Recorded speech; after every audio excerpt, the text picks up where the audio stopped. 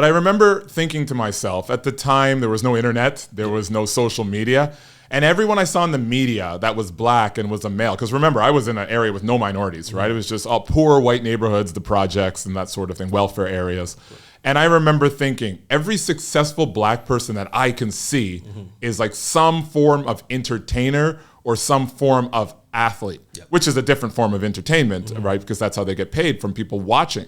So I remember thinking, it's like, I don't want to be a musician. I don't want to be on stage with people looking at me, because I loved music, but I didn't really love performing. And then as a baseball player, I loved baseball, but right around age 16, 17, when everyone sort of was, hitting their growth spurts and all of that, I very quickly realized I was traveling with some NCAA players. We were overseas. And playing with those guys that were just a year or two older, there was such a skill difference. And they weren't even going to the major league. So I sort of realized that, maybe in Ontario, maybe in Canada, I was a pretty decent baseball player. But even just seeing the next level, I was like, I can't get to this next level. Like, I cannot. So did those experiences shape me?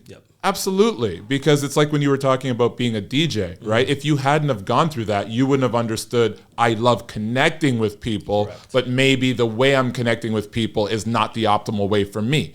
So I think that anything you try that is difficult and aligned with your values, it allows you to get a deeper insight to who you want to be.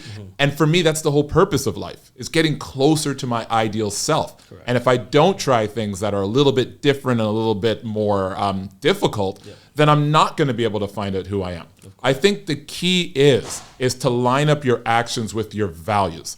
As long as you're doing things that are aligned with your values, then you want to pick the most difficult thing you can do. And then when you fail from that, it won't be failure. It'll be a lesson, it'll be wisdom, it'll be courage, it'll be resiliency, which are all the things you need to achieve greatness.